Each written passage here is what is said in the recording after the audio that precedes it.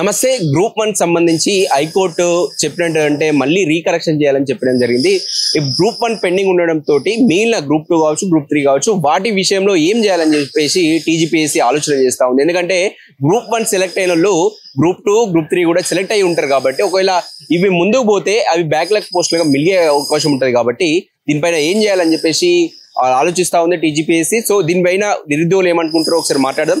నమస్తే జనార్దన్. నమస్తే. ఇప్పుడు మీరు ఏమంటారు? ఇప్పుడు టీజీపీఎస్సీ ఒక గందరగోళంలో ఉంది. ఎందుకంటే గ్రూప్ 1 సెలెక్ట్ అయిన వాళ్ళు మళ్ళీ గ్రూప్ 2, గ్రూప్ 3 రాసి ఉంటారు. సో కాబట్టి బ్యాక్లాగ్ పోస్టులు మిగిలే అవకాశం ఉంది. సో మీరు దీనిపైన ఏమంటారు?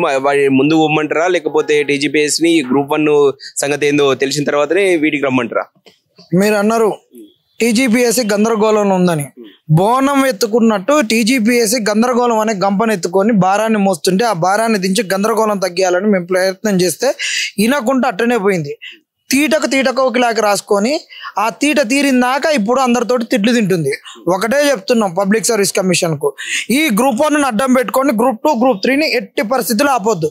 నువ్వు ఇమ్మీడియట్గా ఎలాంటి లీగల్ ఆబ్లిగేషన్స్ లేకుండా, న్యాయపరమైన చిక్కులు లేకుండా ఏదన్నా ఉంటే 3 ఒకటేసారి ఇచ్చేటప్పుడు ఉంటే అప్పుడు ఏం చెప్తామంటే డిసెండింగ్ ఆర్డర్లు ఏమందాం. అలాంటి గురుకులాలలో ఇచ్చినటువంటి పరిస్థితి ఇలా కనిపించట్లేదు. కాబట్టి ఈ గ్రూప్ 1 అనేటువంటి ఒక ఒడవని ముచ్చట్లు లెక్క కాబోతుంది. ఆ ఒడవడిని ముచ్చట్టు కూడా తొందరగా ఒడిపించేటట్టు మేము చెప్తున్నాం. కాబట్టి దానికి ఒక మాస్టర్ ప్లాన్ ఇస్తున్నాం, ఒక రోడ్ మ్యాప్ ఇస్తున్నాం. గ్రూప్ 1 ఎంత తొందరగా సాల్వ్ చేయాలని, అది సాల్వ్ అయ్యే లోపల ఇంకేం చేయాలని ఇంకొక రోడ్ మ్యాప్ కూడా ఇస్తున్నాం. గ్రూప్ 2, గ్రూప్ 3 పోస్టులను ఎమ్మటే ఇమ్మీడియట్గా ఇవ్వండి. తర్వాత మీరు గ్రూప్ 2, గ్రూప్ 3కి నోటిఫికేషన్ ఇవ్వండి. మీకు పబ్లిక్ సర్వీస్ కమిషన్ ఇంకేమైతే ఎగ్జామ్స్ పెట్టేది ఉందో, దీని బాధ్యత ఉందో ఆ బాధ్యతగా అందరి దగ్గర నుంచి వేకెన్సీస్ తెచ్చుకొని ఇవ్వాలి. ఇచ్చే ముంగట ఏదైతే గవర్నమెంట్ గందరగోళమైన జీవోలు ఇస్తుందో ఆ జీవోల గురించి GAD తోటి కన్సర్న్ అవ్వాలి, మిగతా ప్రభుత్వ శాఖలతోటి కన్సర్న్ అవ్వాలి. ఇలా సిలబస్ గురించి ఇవన్నీ చూసుకోవడం టీజీపీఎస్సీ చేసుకోవాల్సిన పరిస్థితి. ఇది కనుక చేసుకోకుండా పోతే మాత్రం టీజీపీఎస్సీ అధికారులకు చెప్తున్నాం, మీరు తెలంగాణలో తిరగరు, మీ దగ్గర మ్యాన్ పవర్ లేదు, ముందు నింపుకోరు. మీరు నింపుకోకుండా ఏం చేయకుండా ఇంట్లో పువ్వు వండుకోకుండా చుట్టాలను పిలుచుకుంటే ఏమొస్తుంది చెప్పు? నీ పబ్లిక్ సర్వీస్ కమిషన్ నువ్వు సరి చేసుకోకుండా నువ్వు నోటిఫికేషన్లు ఇస్తుంటే ఎట్ట? కుండల ఇత్తుండదు కానీ ఇంటి నిండా జనం చుట్టాలు ఉండాలంటే ఎట్టయితుంది? ఎవరిని మెప్పిస్తావు, ఎట్ట మెప్పిస్తావు? అట్టనే నీ పబ్లిక్ సర్వీస్ కమిషన్లో పట్టుమని 40 మంది లేరు. మొన్న నేను ఇంద్ర అక్కడ పబ్లిక్ సర్వీస్ కమిషన్ కాడ ఇంద్ర, నేను, కుమారు అందరము అక్కడ ఉన్నాం. అక్కడ ఉండి అసలు ఎంత మమ్మల్ని పోనీయకుండా రిప్రజెంటేషన్ ఇస్తుంటే సాయంత్రం పూట వచ్చేటప్పుడు హెడ్ కౌంట్ చేస్తే పట్టుమని 40 మంది లేరు. 40 మంది లేని ఈ పబ్లిక్ సర్వీస్ కమిషన్ అంట ఏతులకు ముందుకు పోయి అంటే ఏదో చేస్తుందంట. రేపు వీళ్ళు ఏ నోటిఫికేషన్ ఇచ్చినా కానీ ఈ ఆగమాగం అగమ్య గోచరం. ఇవి సరి చేసుకోకుండా ఇవ్వకపోతే మాత్రం పబ్లిక్ సర్వీస్ కమిషన్ ఊకోము. ఇంకొకటి, ఇవాళ గ్రూప్ 1 గురించి మేము అందరం కొట్లాడుతుంటే ఇవాళ లేనటువంటి వాళ్ళందరూ కూడా వచ్చేసి ఏదేదో చెప్తున్నారు. దయచేసి అందరూ దీని గురించి నెక్స్ట్ ఎట్టబోవాలని మాట్లాడారు. అవగాహన రాహిత్యంతో మాట్లాడేటటువంటి వాళ్ళ మీరు కనుక కన్సిడర్ చేస్తే ఇంకా ఈ పబ్లిక్ సర్వీస్ కమిషన్ ఆగమే. ఇలాంటి అవగాహన రాహిత్యంతో మాట్లాడిన వాళ్ళని పట్టించుకొనే ఈరోజు జీవో 29 తెచ్చి ఈ తెలంగాణలో ఉన్న SC, ST, BC మైనారిటీ బిడ్డల బతుకులను ఆగం చేసినటువంటి ఈ పబ్లిక్ సర్వీస్ కమిషను, ఈ ప్రభుత్వ పెద్దలు తెలుసుకోవాల్సిన అవసరం ఉన్నది. ఒకటే క్వశ్చన్, ఒకవేళ గ్రూప్ 1, ఒకవేళ గ్రూప్ 2 వచ్చిన వాళ్ళు, గ్రూప్ 3 వచ్చిన వాళ్ళు సరే టీజీపీఎస్సీ ముందుకు వెళ్ళి వాళ్ళకు జాబ్లు ఇచ్చేసింది అనుకో. ఒకవేళ గ్రూప్ 1 వాళ్ళకి వచ్చిందంటే 100% అభ్యర్థి ఇక్కడ ఈ జాబ్ వదిలేసి గ్రూప్ 1కి వెళ్ళిపోతాడు. అక్కడ బ్లాక్ పోస్ట్ లో మిగిలిపోతుంది ఆ పోస్ట్. సో దాని విషయంలో ఇబ్బంది కాదంటారా? అన్నా నేను అదే చెప్పినా, ఎమ్మటే ఇచ్చేటట్టుంటే ఒకటేసారి ఇచ్చేటట్టుంటే అది ఇప్పుడు నువ్వు బందిలో కూర్చుంటావన్నా, బందిలకు ఒకటేసారి అన్నం పెట్టుకున్నాక కూర వేసుకుంటా పోతావు. తర్వాత మళ్ళీ అన్నం ఒకసారి కూర ఒకసారి ఒకటేసారి జరిగేటప్పుడు ఎట్ట వడ్డించాలనేది ఒక క్రమ పద్ధతిలో జరుగుతుంది. ఆకిస్తావు, తర్వాత నీళ్ళు ఇస్తావు, గిన్నె కడుక్కోవడానికి, దాని తర్వాత బువ్వ పెడతావు, దాని తర్వాత ఇంత కూర వేస్తావు. అట్ట జరిగేటప్పుడు ఒక క్రమ పద్ధతి ఉంటుంది. ఇవాళ నీకు గ్రూప్ 1 ఎప్పుడో ఎన్ని రోజులు అవుతుందో తెలియదు. వీళ్ళే డివిజన్ బెంచ్కి ఎట్టబోవాలి, సుప్రీంకోర్టుకి ఎట్టబోవాలంటున్నారు. అది ఇంకా నానింది అనుకో, ఇప్పటికే జీవితాలు ఆగమైపోయినాయి. అందుకనే ఇప్పుడు అది నేను అదే చెప్తున్నా, ఆ రోజు గురుకులాకు జరిగిన పరిస్థితి వేరు, దీనికి జరిగిన పరిస్థితి వేరు. కాబట్టి ఖచ్చితంగా ఈరోజు గ్రూప్ 2, గ్రూప్ 3 రిజల్ట్లు ఎమ్మటే ఇవ్వాలి. తర్వాత గ్రూప్ 1 అడ్డం పెట్టుకొని ఇంకా ఏది ఆపోతే గ్రూప్ 1 నుంచి పబ్లిక్ సర్వీస్ కమిషన్ నేర్చుకోవాల్సింది చాలా ఉంది నేర్చుకోవాల్సింది. లీగల్గా నేర్చుకోవాలి, రిక్రూట్మెంట్ లో వాళ్ళు నింపుకోవడం నేర్చుకోవాలి. చాలా పద్ధతులు ఉన్నాయి కాబట్టి ఒక రౌండ్ టేబుల్ కాన్ఫరెన్స్ పెడతాం, అందరిని తీసుకొని వస్తాం, అన్ని చేస్తాం. ఈ పబ్లిక్ సర్వీస్ కమిషన్ కూడా ఇందులో స్టేక్ హోల్డర్ ఎవరైతే ఉన్నారో నిరుద్యోగులు, వివిధ ఉద్యోగాలకు ప్రిపేర్ అవుతున్న వాళ్ళతోటి JL, DL, groups, public service commission పెట్టే ఎగ్జామ్స్, ఏడబ్ల్యూలు, ఏఈలు, సిడిపిఓలు, ఈఈలు ఇవన్నిటి ఉన్నాయి కాబట్టి వీటి అందరిని తెలుసుకొని అరే మీ దాంట్లో ఏమేమి ఉన్నాయని తెలుసుకొని చెప్పాలి. అంతేగాని ఎవడో మైక్ల ముందుకు వచ్చిండు, ఆడు మాట్లాడిన గోషిగాడు, గొల్లిగాడు, ఎల్లిగాడు, పుల్లిగాడు, మల్లిగాడు మాట్లాడినాడు ఇవన్నీ వినొద్దు.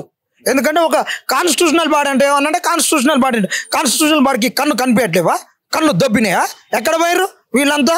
ఏది పడితే అది ఇష్టం వచ్చినట్టు చెట్టు కింద పంచాయత్, చెట్టు కింద పంచాయత్ కన్నా అధ్వానంగా మాట్లాడారు ఈ పబ్లిక్ సర్వీస్ కమిషన్ తెచ్చుకున్న అడ్వకేట్లు.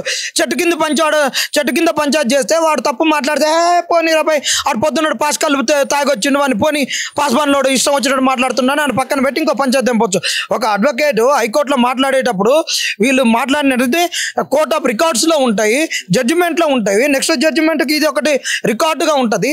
అలాంటప్పుడు ముందు ఆయన ఒకటి మాట్లాడతాడు, ఆయనకి ఆయన ఒకటి మాట్లాడతాడు, ఎట్లా పడితే అట్లా ఆర్గ్యుమెంట్లు ఇప్పించి ఈరోజు దొంగలు జమ అయ్యారు, ఇలా బీఆర్ఎస్ వాళ్ళు ఉన్నారు, బీజేపీ వాళ్ళు ఉన్నారు, వాళ్ళు ఉన్నారు, వీళ్ళు ఉన్నారు, వీళ్ళందరూ ఉన్నారని మమ్మల్ని అనడం కాదు. అందుకనే దీని గురించి వీళ్ళు చాలా చాలా నేర్చుకోవాలనేటటువంటి మేము చెప్తున్నాం.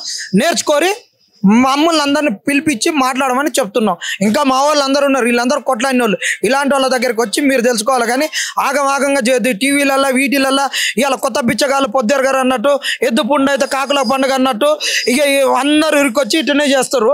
ఇవన్నీ కన్సిడర్ చేయొద్దు దయచేసి. అసలు స్టేక్ హోల్డర్స్ ఎవరు ఉన్నారు, ఎవరు కొట్లాడారు, వాళ్ళ బాధలు ఏంది, వాళ్ళ సాధకాలు ఏంది, ఎవరు వచ్చిండే మొన్నటి వరకు ఎవరు రాలేదు. ఒక్కొక్క ఆయన ఇళ్ళల్లో పండుకొని ఆడ పండుకొని ఈ గ్రూప్ అని రద్దు కాకుండా మేము కాంగ్రెస్ వానికి కంట అవుతాం, అటు బీఆర్ఎస్ వాడిని ఇన్ని రోజులు తిట్టిన ఇటు కాంగ్రెస్ వాడిని కంట అవుతాం. ఆ రోల్కు రోకలకు మధ్యలో అయితే కుడికితల పడ్డ ఎలక సామెత అవుతుంది. ఇది కాంది గెలవంది గ్రూప్ 1. ఈ 33 కేసులు ఉన్నాయి గ్రూప్ 1 ప్రిలిమ్స్ మీద ఉన్నాయా పెట్టుకొని మెయిన్స్కి పోయిర్రు అని ఇవాళ వరకు ఎవరు రాలేదు. ఇవాళ అందరూ వచ్చి ఒక ఆయన నేను ఇచ్చేసిన అది చేసిన ఇదైతే ఒక్కొక్క ఆయన జడ్జిమెంట్ను ముంగడ పెట్టుకొని లెస డీకోడ్ చేసి ఒక్కొక్క లెస మాట్లాడుతున్నారు. ఇన్ని రోజులు ఎక్కడ పోయిర్రు, ఎక్కడ ఉన్నారంటున్నావు? తప్పు కాదు. ఇక్కడనైనా మీరు నిరుద్యోగుల పక్షాన్ని ఉన్నదలుచుకుంటే ఒక్కొక్క సమస్యను చీల్చి చండారి ఏ జీవాలు ఉన్నాయి ఏమున్నాయి ఉండే మాట్లాడాలి. ఇష్టం వచ్చినట్టు మాట్లాడి ఇన్ని రోజులు దొంగలని, లంగలని, లఫంగులని అందరిని మా మీద వేసుకుంటుంటే ఈరోజు మేము ఇవాళ మేము పడి ఇన్ని బాధలు పడి ఈరోజు కేసును గెలిచినాం. ఈరోజు ఎప్పుడంటే అప్పుడు వచ్చి మాకు బీసీ బిడ్డలు ఆర్ కృష్ణ నాయకత్వంలో మేము అక్కడ తీసుకొని అక్కడ పర్మిషన్లు తీసుకుంటే అప్పుడు పెట్టుకున్నాం. ఎవరు వచ్చిరా ఇవాళ అందరు ప్రతి ఒక్క ఆయన వచ్చి నేను చేసిన ఇక్కడ నుంచి అయినా చేసిందంటే చెప్పుకోవాలనుకుంటే రారి చేయరి. తెలంగాణ సమాజంలో నిరుద్యోగులు అన్యాయానికి గురయ్యారు, వాళ్ళ పక్షాన ఒక కన్స్ట్రక్టివ్గా నిలబడమని ఇలాంటి వాళ్ళందరికీ కోరుతున్నాం. మాకు మొదటి నుంచి ఉన్నటువంటి మీడియా మిత్రులకు అందరికీ కూడా శిరస్సు వంచి నమస్కారం. ఇది మా సంస్కృతి. మాకు సహాయం చేసిన కడుపులో పెట్టుకొని చూసుకుంటాం. మాకు ఏం చేయకుండా ఆగమాగంగా చేసిన ఎగబడి ఉరికిచ్చి తంతం అని కూడా చెప్తున్నాం. మీరేమంటారు దీని విషయం? ముందు పోవాలంటారా టీజీపీఎస్సీ, లేకపోతే గ్రూప్ 1 ఏంది దాని సంగతి తెలిసిన తర్వాతనే వీటి రమ్మంటారా? ఖచ్చితంగా ముందుకు పోవాలి. ఎందుకంటే గ్రూప్ 1 విషయం ఇప్పట్లో తేలేటట్టు అనిపిస్తలేదు. 8 నెలల సమయం తీసుకున్నది. ఆ 8 నెలలలోపు ఈ గ్రూప్ 2, గ్రూప్ 3 అట్లా పెండింగ్ లో పెట్టి ఎంతమంది నిరుద్యోగులకు అన్యాయం చేద్దాం అనుకుంటున్నారు, ఎంతమంది జీవితాలను బలి తీసుకుందాం అనుకుంటున్నారు. ఇంకా సంవత్సరాల తరబడి సీఎం గారే చెప్తున్నారు 2011లో ఇచ్చిన నోటిఫికేషన్ అని చెప్పేసి ఇప్పట్లో తేలే పంచాదా గ్రూప్ 1. ఈ గ్రూప్ 2, గ్రూప్ 3ని ఎందుకు పెండింగ్ లో పెట్టాల్సిన ఉద్దేశం ఏం లేదు. ఖచ్చితంగా అవన్నీ కంప్లీట్ చేయాలి.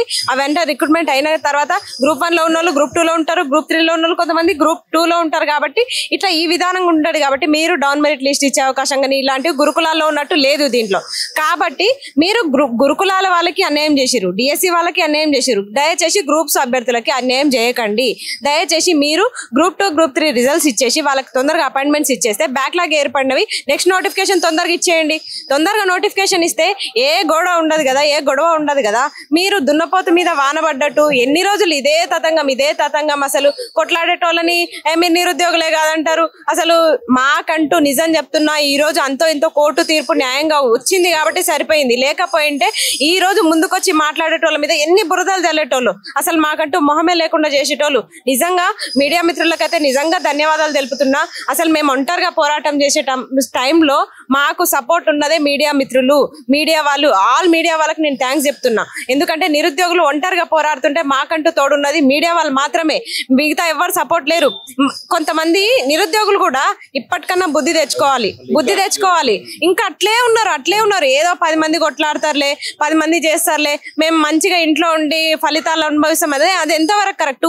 మీ వల్ల మేము మాటలు పడుతున్నాం, మీ వల్ల మేము నిరుద్యోగులు కాదని పడుతున్నాము, మీ వల్ల కనీసము అధికారంలో ఉన్న పక్షాన్నే కలవాలట, ప్రతిపక్షంలో వాళ్ళని మేము కలవద్దా? ప్రతిపక్షం వాళ్ళు ఏం చేస్తున్నారు మరి? ఇప్పుడు నెక్స్ట్ గవర్నమెంట్ వాళ్ళదైనా రావాలంటే వాళ్ళు కూడా వాళ్ళ వంతు ఏదో కృషి చేయాలి కదా. అవును మేము ఇది చేస్తామని చెప్పేసి భరోసా నిరుద్యోగులకు కల్పించాలి. వాళ్ళు అలా కల్పించినప్పుడే ప్రతిపక్షాల మీద కూడా మాకు నమ్మకం కలుగుతుంది. 2 సంవత్సరాల కాలం అవుతుంది, ఇప్పటికీ ప్రతిపక్షాలు నోరు మెదపట్లేదు. బీజేపీ ఏడబడుకుంది, బీఆర్ఎస్ ఏడబడుకుంది, వీళ్ళంతా ఎక్కడున్నారు? వీళ్ళని మేము క్వశ్చన్ చేస్తున్నాము. తప్పేముంది? నిరుద్యోగుల పక్షాన ఇప్పటికైనా మీరు ఒక స్టాండ్ తీసుకోరా? అటు నిరుద్యోగులు ముందుకు రాక, ఇటు ప్రతిపక్షం వాళ్ళు ముందుకు రాక, మేము ఒంటరిగా అసలు మేమే 2 సంవత్సరాల నుంచి 10 మంది ఎంత కొట్లాడతాం? మా శక్తి సరిపోతుందా? అయినా సరే అహర్నిశలు తిండి నిద్ర మానేసి మాతో పాటు మీ మీడియా మిత్రులందరినీ ఏడికి పోయినా ఆడికి సపోర్ట్ గా తీసుకెళ్లి కొట్లాడుతా ఉన్నాం. ఇంకా ససే మీరు ఇంతకంటే ఎక్కువ ఏం చేస్తాము? కనీసం అరే ఆడపిల్లలు ఇంత తిరుగుతురు, కనీసం వీళ్ళ మహాలు చూసైనా నోటిఫికేషన్స్ ఇద్దాము, మొత్తం ఫిల్అప్ చేద్దాము, న్యాయం చేద్దామన్న ఉద్దేశం మీ ప్రభుత్వానికి అయితే లేదు. అసలు జీవోల పట్ల సీఎం గారికి గింత కూడా అవగాహన లేదు. ఫస్ట్ ఆఫ్ ఆల్ ఆయనకు 29 అంటే తెలియదు, 55 అంటే తెలియదు. ఇంకొకటి కొంతమంది ముసుగులో ఉన్నారు, ముసుగు దొంగలు నిరుద్యోగుల మధ్యలో కూడా ముసుగు దొంగలు ఉన్నారు. కొంతమంది డబ్బుల కోసమే ఈ పెత్తనాలు చేసేటోళ్ళు ఉన్నారు, నోటిఫికేషన్ అడ్డు పెట్టుకొని డబ్బులు వసూలు చేసుకునేటోళ్ళు ఉన్నారు. కొంతమంది రాజకీయ లబ్ధి కోసం చేసేటోళ్ళు కూడా ఉన్నారు. అరే నిజమైన నిరుద్యోగులు ఎవరు? మా అంతటా మేమే ముందుకొచ్చి కొట్లాడుతుంటే మా మధ్యలోనే గొడవలు పెట్టేసి రాజకీయంగా మేము అధికార పక్షానికి పోయినా మమ్మల్ని తిట్టే పరిస్థితి ఉంది. మీ మధ్యలో సఖ్యత లేదు, మీరే ఒక యూనిటీగా లేరు అనే పరిస్థితికి వచ్చింది ఈ రోజు. నిజం చెప్తున్నా, ఒక 20 నెలల నుంచి చూడండి, లేకపోతే బీఆర్ఎస్ గవర్నమెంట్ ఉన్నప్పటి నుంచి అయినా చూడండి, ఎవరు ముందుకొచ్చి కొట్లాడారు వీడియోస్ ఉంటాయి కదా. మీడియా మిత్రులను అడిగినా చెప్తారు కదా ఎవరు కొట్లాడుతారు, జెన్యున్ గా ఎవరు చేస్తారు అనేది. అదంతా తెలుసుకోకుండా ఎవరో అసలు మేం పడ్డ కష్టానికి ఎవరో ఫలితం అనుభవిస్తారు. ఈ రోజు కష్టం మేం పడ్డాము, మీడియా ముందుకు వచ్చి ఎవరో చెప్పుకుంటారు మేం చేసినాం. మీరుగా చేసింది నిరుద్యోగులు కూడా తెలుసు. కానీ మా ఇక్కడ మేము ఎక్కడ ఫెయిల్యూర్ అవుతున్నాం అంటే, కొంతమంది నిరుద్యోగులు ఇంట్లో కూర్చున్న వాళ్ళు ఇప్పటికీ బయటకు రాకపోవడం మా దురదృష్టం. అది అసలు వాళ్ళు బయటకు వచ్చి అవును మా తరపున వీళ్ళు కొట్లాడారు వీళ్ళు చేసిరని చెప్పకపోవడం కూడా దురదృష్టం. అసలు ఇదే పెద్ద బాధ అవుతుంది మాకు. దయచేసి నిరుద్యోగులు ఇప్పటికైనా బయటకు వస్తేనే మీకు నోటిఫికేషన్స్ వస్తాయి, లేకపోతే మా 10 మందిని కూడా మూసేసే ప్రయత్నాలు చేస్తారు. ఆల్రెడీ మా మీద కేసులు పెడుతున్నారు, ఇంకా 2-3 పెడితే మేమేం చేస్తాం మరి? అప్పుడు ఏం చేస్తాము? మాకు వేరే దిక్కుంటుందా? రాజకీయంగా కాకపోతే మాకు ఉద్యోగ పరంగా ఏమైనా అవకాశాలు ఉంటాయా? ఎఫ్ఐఆర్లు 4-5 పెట్టేసే, క్రిమినల్ కేసులు పెట్టేసే మా భవిష్యత్ ఏంది? మీ అందరి కోసం మేము కొట్లాడుతున్నాం. మరి మీరెందుకు ఇంకా ఇంట్లోనే ఉంటున్నారు? 1 నెల రోజులు 2 నెలలు బయటకు వచ్చి కొట్లాడితే నోటిఫికేషన్స్ కోసమే కదా. 10 మందిని అయితే మూసేస్తారు, 10,000 మంది వస్తే మూసేస్తారా? వీళ్ళకి ఇంకా ఎందుకు సిగ్గు వస్తలేదు? ఫస్ట్ ఆఫ్ ఆల్ మా నిరుద్యోగులనే తిడతా నేను. వీళ్ళు ఎందుకు రావట్లేదు? ఫస్ట్ ఆఫ్ ఆల్ వీళ్ళు బయటికి వస్తేనే నోటిఫికేషన్స్ వస్తాయి, లేకపోతే నోటిఫికేషన్స్ గురించి ఆశలు వదులుకోండి. మీరు రాజకీయ నాయకులు అనడం తప్పు. ఇప్పటికైనా అడగందే అమ్మాయినా పెట్టదు, మీరు అడగందే వాళ్ళు ఎందుకు పెడతారు?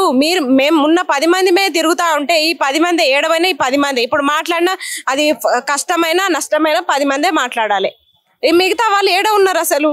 అంటే మేము కష్టపడితే నోటిఫికేషన్లు తెప్పిస్తే ఎట్లయినా మీరు రాసుకుంటారు ఎగ్జామ్స్, కానీ నోటిఫికేషన్స్ కోసం మాత్రం మీరు బయటికి వెళ్ళరు. ఉస్మానియా యూనివర్సిటీలో అసలు ఎట్లా అంటే ఎంత బయటికి రండి అంటే 10 మందిని మూసేసే ప్రయత్నాలు చేసేస్తారు. అక్కడ చిక్కడపల్లి లైబ్రరీలో అయినా ప్రతి లీడర్ వస్తున్నారు, తరిమేస్తున్నారు. ఇంత మూమెంట్ నడుస్తున్నా ఇంకా చలనం లేకుండా నిరుద్యోగులు ఇట్లా ఉండడం కరెక్ట్ కాదు. దయచేసి ఇప్పటికైనా బయటికి రండి. మీరు వస్తే మాకు ఇంకా బలం ఎక్కువ అవుతుంది, ఇంకా ఎక్కువ కొట్లాడే అవకాశం ఉంటుంది. దయచేసి నిరుద్యోగులకు నేను రిక్వెస్ట్ చేస్తున్నా, రండి, అందరు కలిసి కొట్లాడదాం, రండి. మీరేమంటారు దీనిపైన? టీజీపీఎస్సీ ఇప్పుడు ముందుకు పోవాలంటారా, లేకపోతే ఈ గ్రూప్ 1 వచ్చేంత వరకు ఆగమంటారా? ఇప్పుడు ప్రభుత్వం ఏమనుకుంటుంది, మేము 60,000 ఉద్యోగాలు ఇచ్చినాం అనుకుంటుంది కదా, దాంట్లో భాగమే కదా ఇది గ్రూప్ 2 గ్రూప్ 3 ఉద్యోగాలు. ఇప్పుడు గ్రూప్ 1కి సంబంధించి ఇంకా తేలలేదు, అది ఎప్పుడు తేలుతో కూడా తెలియదు. అలాంటి సందర్భంలో మరి గ్రూప్ 2 గ్రూప్ 3 ఎందుకు ఆపుతున్నారు? అన్నీ ఒకేసారి నోటిఫికేషన్ రావచ్చు, కానీ అన్ని దానికి ఎటువంటి కాంట్రవర్సీ లేనప్పుడు కొంచెం 1 by 1 హైయర్ క్యాడర్ నుంచి సెకండరీ క్యాడర్, తర్వాత థర్డ్ క్యాడర్, ఇట్లా 1 by 1 నింపుకోవచ్చు అని చెప్పుకోవచ్చు. కానీ ఇప్పుడు అది ఫుల్ స్టాప్ అయింది. దాని మీద ఇంకా 15-20 కేసులు ఇంకా పెండింగ్ లోనే ఉన్నాయి. మొన్న 6-7 కేసులకే సంబంధించి కొన్ని క్లారిటీ వచ్చింది, మిగతా అన్ని కూడా ఉంది కదా. సో అన్ని వదిలిపెట్టేసి ఫస్ట్ గ్రూప్ 2 ఇప్పుడు ఫిలప్ చేయండి, దాని తర్వాత గ్రూప్ 3 ఫిలప్ చేయండి. ఇంకా ఫిలప్ అయిన తర్వాత మిగిలితే కూడా బ్యాక్లాగ్ పోస్టులు ఏమైనా మిగిలితే తర్వాత మళ్ళీ నోటిఫికేషన్ ఇచ్చి చేసుకోవచ్చు, మళ్ళీ కొత్త నోటిఫికేషన్ ఇవ్వచ్చు. దానికి ఇబ్బంది లేదు. మీకు అంత చిత్తశుద్ధి ఉండి మేము ఇట్లా భర్తీ చేద్దాం అనుకుంటే ఇప్పుడు అది ఆగింది కాబట్టి మిగతా ఏమైనా బ్యాక్లాగ్ ఏమైనా ఉంటే మళ్ళీ వెంటనే నోటిఫికేషన్ ఇవ్వండి. 10 పోస్టులు ఉంటే 10 పోస్టులు, 20 పోస్టులు ఉంటే 20 పోస్టులు, 100 పోస్టులు ఉంటే 100 పోస్టులు, ఎన్ని పోస్టులు ఉంటాయని మీరు ఇది చేయండి. అలా కాకుండా మేము దీనికి ఆపుతాం, దానికి బేస్ చేసుకున్నానంటే కరెక్ట్ పద్ధతి కాదు కదా. అదేవిధంగా జియోల పైన కూడా అవగాహన తెచ్చుకోవాలి ప్రభుత్వం. జియో నెంబర్ 29 అనేది ఇప్పుడు SC, ST, BC, EWS రిజర్వేషన్లు చాలా దెబ్బపడుతుంది కాబట్టి దాన్ని కూడా ఆలోచించాలి. అదేవిధంగా జియో నెంబర్ 29 ఒకటి ఉంది, మన జియో నెంబర్ 46 ఒకటి ఉంది, జియో నెంబర్ 108 ఉంది. ఇవన్నీ జియోలు మార్చండి. ఈ మార్చండి తొందరగా క్లారిటీ, ఎంత తొందరగా తీసుకుంటే ప్రభుత్వానికి కూడా అంత మేలు జరుగుతుంది కదా. ఇది DSCలకు సంబంధించి కూడా జియో నెంబర్ 108 గురించి ఎప్పుడు నుంచి ఫైట్ చేస్తా ఉన్నా నేను. అలాంటి జియోలు కూడా కొంచెం మార్చండి. ఎందుకంటే ప్రమోషన్ కోటాలో 70% వెళ్ళిపోతా ఉంది, డైరెక్ట్ రిక్రూట్మెంట్ అనేది 30% పెరుగుతా ఉంది అని చెప్పేసి ఆ జియో నెంబర్ ఒకసారి రివ్యూ చేయాలి కదా. నిరుద్యోగులను పిలుచుకొని ఏమేమి ఇబ్బందులు ఏమున్నాయని TGPS ఒకసారి పిలుచుకొని మాట్లాడితే ఏముంది, ఆ ప్రయత్నం జరుగుతలేదు. మరి అదే అర్థం కావట్లేదు ప్రభుత్వాన్ని గురించి. ఇన్ని రోజులు ఇదే పడుతూ ఉంది. తుమ్మితే ఊడిపోయే ముక్కు ఎన్ని రోజులు ఉంటుంది అన్న. ఈ ప్రభుత్వాలు కూడా అట్లానే చేసుకుంటుంది. ఈ 4 రోజుల్లో కనబడతా ఉంది. తర్వాత మీ భవిష్యత్తు ఏంటో మీరు ఒకసారి ఆలోచించుకోండి. నిరుద్యోగులతో పెట్టుకున్న వాళ్ళు ఎవరు కూడా బాగుపడలేదు. గత ప్రభుత్వంలో కూడా ఈ నిరుద్యోగులను దింపి ఈ ప్రభుత్వాన్ని ఎక్కించుకున్నాం. మీరు ఎంత తొందరగా నోటిఫికేషన్ ఇస్తే అంత తొందరగా మంచిది. ఎందుకంటే స్థానిక సంస్థల ఎన్నికల ముంగట రేపు మళ్ళీ బీఆర్ ఎన్నికలు ఉన్నాయి, దాంతోపాటు జూబ్లీహిల్స్ ఎన్నికలు వస్తాయి. ఆ ఎన్నికలకు కూడా వస్తే మళ్ళీ ఆగుతుంది ఒక 2 నెలలు.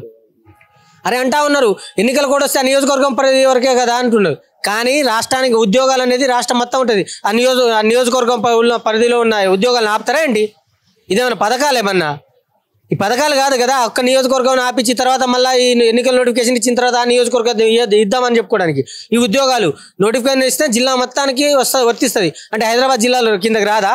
అంటే హైదరాబాద్ జిల్లాలకు సపరేట్గా నువ్వు నోటిఫికేషన్ ఇస్తావు ఏంది? కాదు కదా. రాష్ట్రం మొత్తం ఒకటే నోటిఫికేషన్ ఇస్తావు కదా. మరి ఆ నోటిఫికేషన్ ఎందుకు కొడుతుంది? అది కూడా గుర్తుండాలి కదా. దాని తర్వాత మళ్ళీ స్థానిక సంస్థల ఎన్నికలు పోతా ఉంటావు, దాని తర్వాత పంచాయతీ ఎన్నికలు పోతా ఉంటావు, దాని తర్వాత మున్సిపల్ ఎన్నికలు అంటావు, దాని తర్వాత GHMC ఎన్నికలు అంటావు.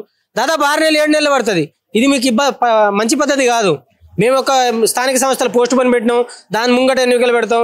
GHMCకి ఇది ఈ మన బై ఎన్నికలకి ఇది ఇబ్బంది రాదని చెప్పిన మాట మీరు దానికి దృష్టిలో పెట్టుకోండి ఒకసారి. ఎందుకంటే అది పనికిరాని మాట అది.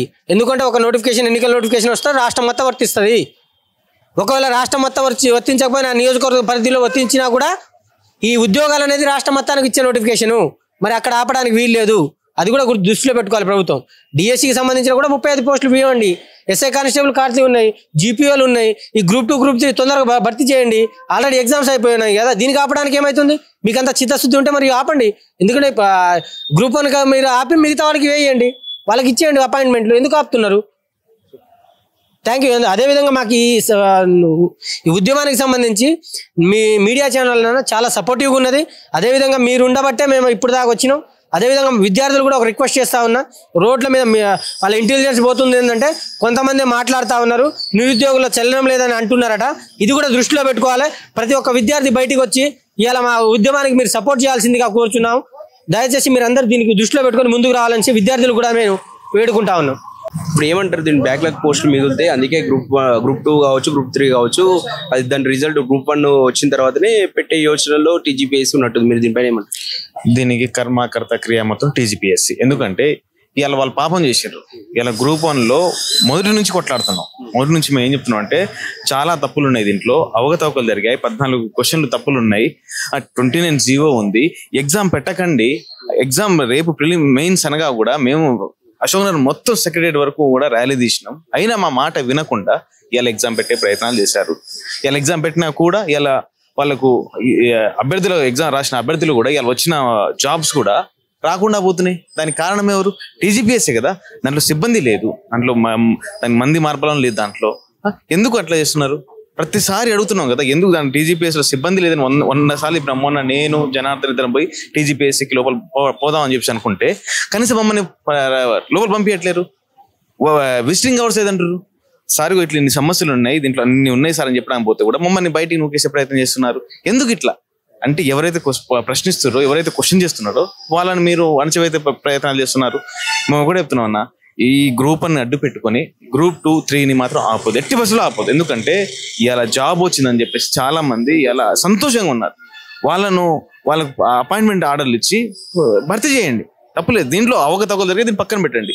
దాంట్లో వచ్చిన వాళ్ళు దీంట్లో ఉంటే తర్వాత ఇంకో తొందరగా నోటిఫికేషన్ బ్యాక్ లేకపోతే నోటిఫికేషన్ ఇవ్వండి. ఇప్పుడు గ్రూప్ 2, 3 నింపిన తర్వాత అవకతవకలు జరిగిన రద్దు అయితే మళ్ళీ ఒక 100 పోస్టులతోటి గ్రూప్ 1 మళ్ళీ పెట్టండి. తర్వాత గ్రూప్ 2, 3 పోస్టులు తొందర ఎగ్జామ్ పెట్టండి. ఇలా 2 సంవత్సరాలు దాటినా కూడా ఒక్క నోటిఫికేషన్ కూడా ఇవ్వలేదు కాంగ్రెస్ గవర్నమెంట్. ఎందుకు ఇవ్వట్లేదు? ఇలా జాబ్ క్యాలెండర్ అన్నారు, త్వరలో జాబ్ క్యాలెండర్ అని చెప్పి పొన్నం ప్రభాకర్ అంటున్నారు. అంటే డిప్యూటీ సీఎం గారు చట్టసభలో పెట్టింది అదంతా ఉత్తుదేనా? అది గోడా క్యాలెండరా? మరి మీరు చెప్పింది జాబ్ క్యాలెండరా? అంటే ఎవ్వరు అంటే మొన్న జూపల్లి కూడా మాట్లాడుతున్నారు, మా గవర్నమెంట్ నెక్స్ట్ వస్తుందో రాదో. ఇంకో ఇన్కాటంలో నిరుద్యోగులను ఇన్కాటం పెట్టే అవకాశం ఉంది. ఎందుకంటే వీళ్ళకి కోర్టుకు పోయారు, గ్రూప్ 1 అయింది, అందువల్లే గ్రూప్ 2, గ్రూప్ 3 ఆగిపోయినాయి. నిరుద్యోగులలో మీరు చూడుర్రి, మీ వాళ్ళే ఇట్లా ఆమని చెప్తారు అని చెప్పే అవకాశం కూడా ఉంటుంది. మీరేమంటారు? ఇప్పుడు వాస్తవానికి అక్కడ లోపాలు లేకపోతే ఎగ్జామ్ రాసుకుంటారు. ఇప్పుడు కొన్ని జియోస్ ఉన్నాయి, జియోస్ 29 తీసుకొచ్చి పబ్లిక్ డొమైన్ లో 6 నెలలు పెట్టలేదు. నువ్వు దాని వెనకాల మాకు దానికి అంతర్యమో మాకు అర్థం కాలేదు. అప్పుడు ఏం చేసినావు అంటే ఎప్పుడైతే పబ్లిక్ డొమైన్ లో పెట్టి అప్పుడు మొత్తం చదివినాం, అరే దీనివల్ల ఎస్టీ, ఎస్సీ, బలహీన వర్గాలకు అన్యాయం జరుగుతుందని చెప్పేసి మేము బయటకు వచ్చి మాట్లాడినాం. మాట్లాడిన తర్వాత కూడా గవర్నమెంట్ దృష్టి కూడా తీసుకెళ్ళాం. కోదండరామ్ సార్ కానీ, బల్మూరి వెంకట్ కానీ, రియాజ్ కానీ అందరినీ కలిసి ప్రయత్నం చేస్తున్నాం. ఈ 29 జియో వల్ల వెనుకబడిన సామాజిక న్యాయం కోసం కొట్లాడుతున్న వాళ్ళకి అందరికీ అన్యాయం జరుగుతుందని చెప్పేసి మేము చాలా సందర్భాలు చెప్పినాం. వాళ్ళు మా మాటలు లేదు. డిప్యూటీ సీఎం దగ్గర కూడా వెళ్ళాం, ఆయన కూడా అసలు పట్టించుకుని పాపాన పోలేదు. అందుకే దీనికోసమే కోర్టులో ఫైల్ చేసాం. కోర్టులో ఫైల్ చేసిన తర్వాత మాకు కోర్టు కూడా ఏం చెప్పిందంటే, మీది డిలే వచ్చారు అంటే మీ ఏది కేసేసారో మీరు డిలే ఇచ్చారు, మీరు మెరిట్ మీద కొట్టేయాలని చెప్పి చాలా సందర్భాలు చెప్పారు. ఇవాళైనా గెలుస్తుంది, రేపైనా గెలుస్తుంది. ఎందుకంటే మెరిట్ ఉంది, దాంట్లో మెరిట్ ఉన్నది. ఇవాళైనా గెలుస్తా, రేపైనా గెలుస్తాం. కాబట్టి ఇప్పటికి చెప్తున్నాము, ఏదైతే ఉందో ఈ మొత్తం ప్రాసెస్ ని గ్రూప్ 1 మొత్తంని కూడా రద్దు చేసి జియో 29 తీసివేసి జియో 55 ప్రకారం పెడితే అందరికీ న్యాయం జరుగుతుంది. ఎందుకంటే ఇవాళ 5 లక్షల మంది గ్రూప్ 1 రాస్తే దాంట్లో 31,000 మంది మెయిన్స్కి వస్తే 21,000 మంది రాశారు. దాదాపు 9-8 మంది తగ్గిపోయారు. ఎందుకంటే 29 మీద కానీ క్వశ్చన్ల మీద కానీ నమ్మకం లేకనే చాలా మంది డ్రాప్ బ్యాక్ అయ్యారు. కాబట్టి మళ్ళా ఈ గ్రూప్ 1 ఏదైతే ఉందో 29 తీసేసి 55 ప్రకారం పెట్టాలి. ఇంకోటి నోటిఫికేషన్ మాట్లాడుతారు. ఎక్కడ నోటిఫికేషన్ ఇచ్చారు? నోటిఫికేషన్ ఇప్పుడు దాకా అంటే దాదాపు 2 సంవత్సరాలు కావస్తుంది. ఏ మంత్రి అయినా, ఏ ముఖ్యమంత్రి అయినా ఇచ్చినన్ని పెండింగ్నే ఉన్నాయి. ఇచ్చిన అన్ని కూడా పెండింగ్ లోనే ఉన్నాయి. మరి ఏం చేస్తారు? గాడిదలు కాస్తారా? సంకనాకుతారు? ఎవరన్నా సంకనాకుతారా? ఇల్లు గవర్నమెంట్ రాకముందు మాత్రం నిరుద్యోగులనే గవర్నమెంట్ వచ్చింది, నిరుద్యోగులనే మా గవర్నమెంట్ వచ్చింది. చాలా సందర్భాలు రేవంత్ రెడ్డి గారు మంత్రులు యాడికి పెరిగాలా, ఏడబండిర్రు అంటే మీకు పదవులు రావాలి, మంత్రులు కావాలి, ఎమ్మెల్సీలు కావాలి, కానీ పిల్లలకు ఉద్యోగాలు లేదా? సిగ్గుండాలి మీకు నిజంగా మీరు మనుషులు అయితే. ఎందుకంటే ఇన్ని సంవత్సరాలు దాదాపు 2 సార్లు రద్దయింది, 3వ సారి ఎంతో కష్టపడి రాశారు. ఇవాళ కూడా ప్రతిఫలం లేకుండా పోతుంది. ఇలా చాలా సంవత్సరాలు కష్టపడుతున్న యువకుల మేధస్సు మొత్తం ఆగమైపోయింది. వాళ్ళ డబ్బులు పోయినాయి, యవ్వనం పోయింది, అన్ని దశలో కూడా వాళ్ళు అన్ని కోల్పోయారు. ఎందుకు ఇట్లా చేస్తుంది? ఇది వీళ్ళకి ఏమన్నా ఇది ఉందా, బుద్ధి ఉందా కొంచెం అన్నా? ఇప్పుడైనా మారండి, మేధావులను పిలిపించుకోండి, నిరుద్యోగులు ఏదో కొట్లాడుతామని పిలిపించుకోండి, సమస్యలు ఏమన్నా తెలుసుకోండి. అవన్నీ ఏం వద్దు వాళ్ళకు. ఎంతసేపు రేపు ఎలక్షన్స్ ఎట్లా గెలవాలి, స్థానిక సంస్థలు ఎట్లా గెలవాలి, ఏం చేసుకోవాలనే ఉద్దేశం తప్ప నిరుద్యోగులతో కానీ మేధావులతో కానీ ఒక మీటింగ్ పెట్టే సందర్భాన పాపాన పోలేదు. ఇప్పుడు ఏమంటారు మీరు? టీజీపీఎస్సీ ఇట్లా ఒకవేళ ముందు పోవాలంటారా, లేకపోతే ఏం చేయాలనుకుంటారు? First of all Revanth Reddy CM అయిన తర్వాత మేము యూపీఎస్సీ తరహాలో టీజీపీఎస్సీని ప్రక్షాళన చేస్తామని చెప్పేసి ఢిల్లీ వెళ్ళి మళ్ళీ ఏం మంతనాలు జరిపొచ్చిండో టీజీపీఎస్సీని యూపీఎస్సీ తరహాలో చేస్తా అని చెప్పిండు. ఇక్కడికి వచ్చిన తర్వాత ఒక కమిషనర్ మాత్రమే చేంజ్ చేసిండు తప్పించి టీజీపీఎస్సీని ప్రక్షాళన అనేది చేయలేదు.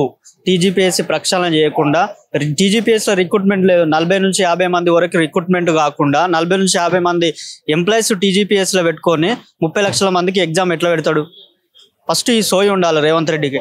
ఇప్పటికైనా గ్రూప్ 1 ఒక తెలంగాణ తెచ్చుకొని కూడా 12 సంవత్సరాలు అయినా కూడా ఒక గ్రూప్ 1 నిర్వహించలేకపోయిన అసమర్థ ప్రభుత్వాలు బీఆర్ఎస్ కానీ కాంగ్రెస్ కానీ రెండు ఒకటే కలిసి ప్రజలకు మాత్రమే మేము వేరు అని చెప్తున్నారు. కానీ అన్ని దానిలో డబ్బులు వచ్చే దానిలో ఉద్యోగాలు పంచుకోవడంలో కానీ భూములు పంచుకోవడంలో కానీ కాంగ్రెస్ బీఆర్ఎస్ అనేవి రెండు ఒకటే గూటి పక్షులు. గ్రూప్ 2, గ్రూప్ 3 విషయం ముందుకు పోవాలా టీజీపీఎస్సీ, లేకపోతే గ్రూప్ 1 తేలేంత వరకు ఉండాలంటారా? గ్రూప్ 1 వాళ్ళు ఇప్పుడు గ్రూప్ 1 ఫస్ట్ నిర్వహించాలనుకుంటే వాళ్ళు ఇప్పుడు డివిజన్ బెంచ్ కి వెళ్లాల్సిన అవసరం లేదు. ఆల్రెడీ కోర్టు చెప్పిన తర్వాత కూడా మళ్ళీ మీరు డివిజనల్ బెంచ్ కి వెళ్తున్నారు అని అంటే ఇందులో మతలాబ్ ఏంటిది అంటే మేము అది అన్యాయం జరగలేదు, అక్రమాలు జరగలేదని మీరు ఒప్పుకుంటున్నట్ట. కోర్టే చెప్పింది దీనిలో అనేక అక్రమాలు ఉన్నవి, దీన్ని రీవాల్యుయేషన్ చేయండి అని చెప్పింది. రీవాల్యుయేషన్ చేసి తర్వాత గ్రూప్ 1 గ్రూప్ 2 నిర్వహించాలి. తర్వాత ఏంటంటే మన ఉద్యోగం రాకపోవడానికి కారణం ఏంటి? ఒక గ్రూప్ 1 ఉద్యోగాన్ని నింపలేకపోయారు.